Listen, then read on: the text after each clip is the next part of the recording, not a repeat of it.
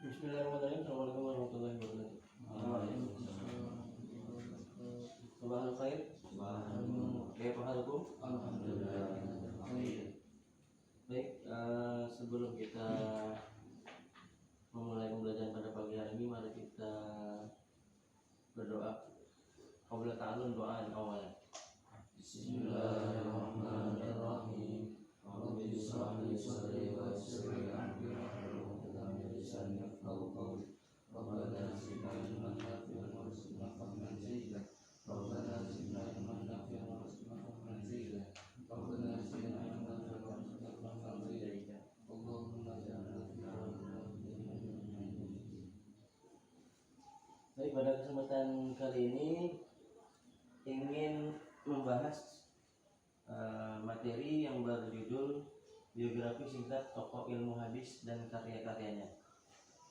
Sebelumnya ingin mengabsen Abil, Nofal, Arif, Amal, Afi.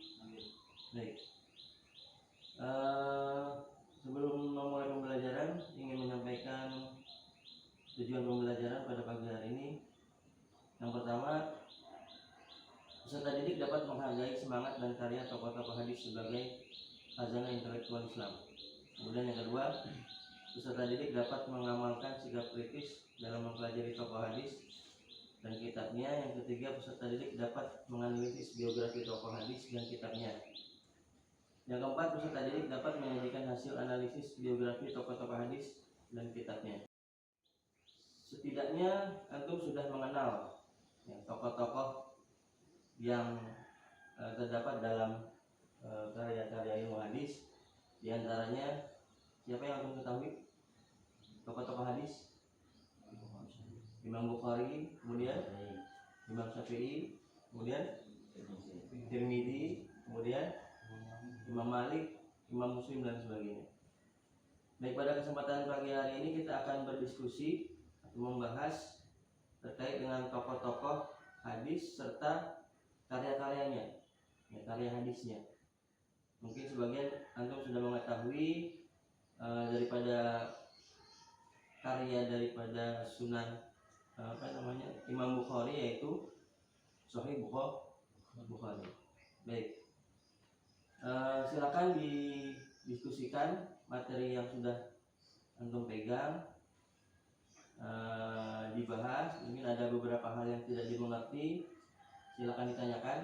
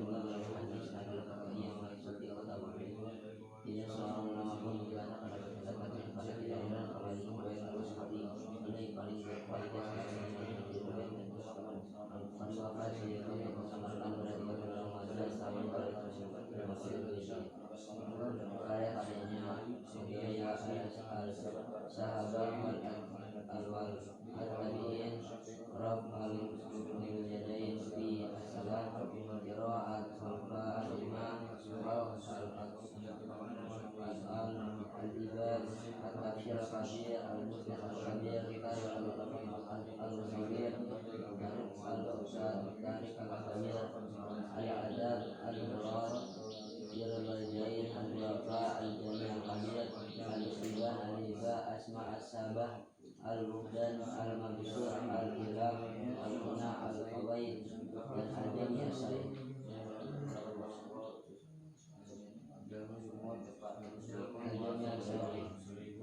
Semoga Al-Qawai sangat penting dalam ilmu hadis, tapi yang paling terkenal adalah kitabnya Al-Jami Al-Sahih. Kitab ini mulai ditulis ketika ia berada di Makkah dan berakhir ketika ia berada di Madinah. Dari kesekian ratus ribu hadis yang dihafal untuk dimasukkan di dalam kitabnya yang berkonsentrasi. Al-Bukhari menambahkan bagian hadis yang menjadi untuk juga yang disebut jalan. Bila tidak menang jumlah hadis itu 2600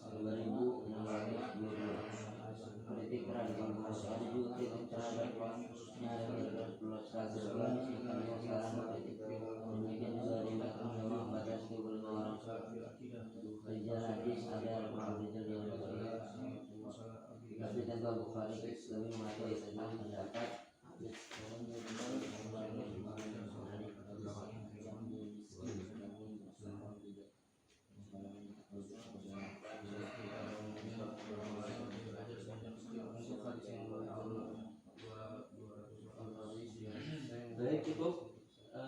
Ada yang ditanyakan atau yang tidak dipahami dari materi yang ada? Kalau tidak ada, sekarang mengerjakan tugas yang ada.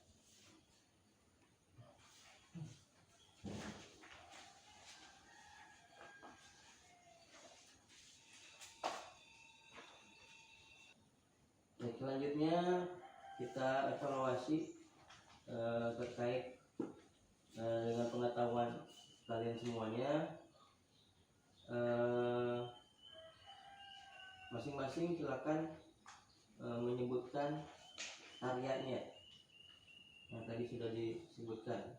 Abil silakan menyebutkan karya dari Imam Malik.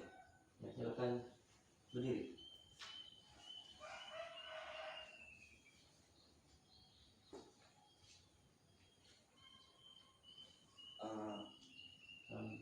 Assalamualaikum warahmatullahi wabarakatuh.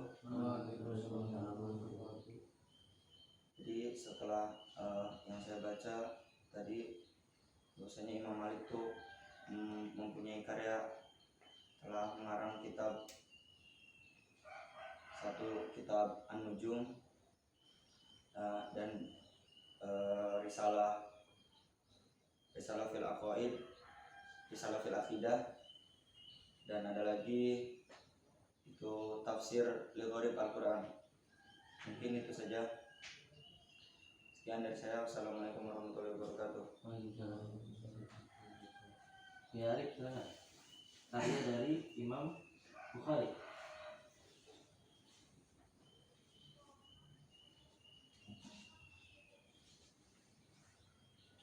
Assalamualaikum warahmatullahi wabarakatuh. Baiklah, setelah saya membaca mengenal ulama hadis Al-Bukhari, adapun karya-karyanya Birrul Walidain, Al-Hibah, dan satu lagi Al-Jami' wal Shahih. Al-Jami' wal Shahih. Dari saya, wassalamualaikum warahmatullahi wabarakatuh. Waalaikumsalam. Akmal, silakan. Nama lengkap. Nama lengkap Imam An-Nasai. Silakan.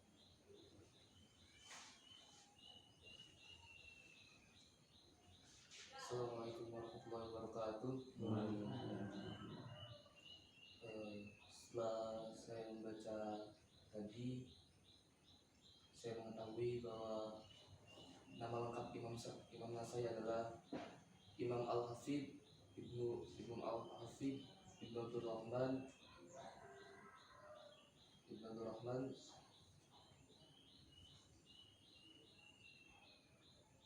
Ibnu Su'aib Al-Qurasani An-Nasai.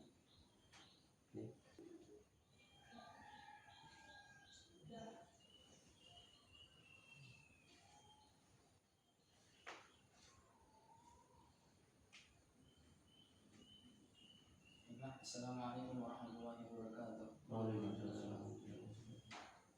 Baiklah, setelah saya membaca materi yang telah diberikan dari Ustadz, saya ingin menyebutkan karya-karya yang telah dibuat oleh Imam At-Tirmidzi. Dan karya yang paling terpopuler adalah Al-Jami' Al-Mukhtasar min Sunnah Rasulullah, dan kitab lainnya yaitu Al-Asar,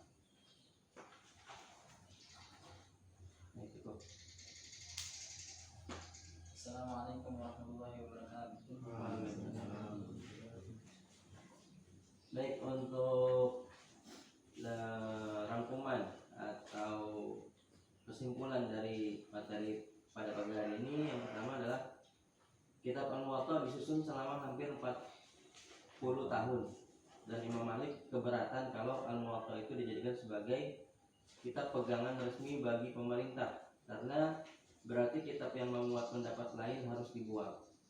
Kemudian yang kedua, menurut Imam Malik, hadis yang dapat diterima tidak boleh bertentangan dengan Al-Quran dan harus masyhur atau diamalkan oleh masyarakat Madinah. Yang ketiga, kitab karya Imam Bukhari paling terkenal adalah Al-Jami'us Sahih.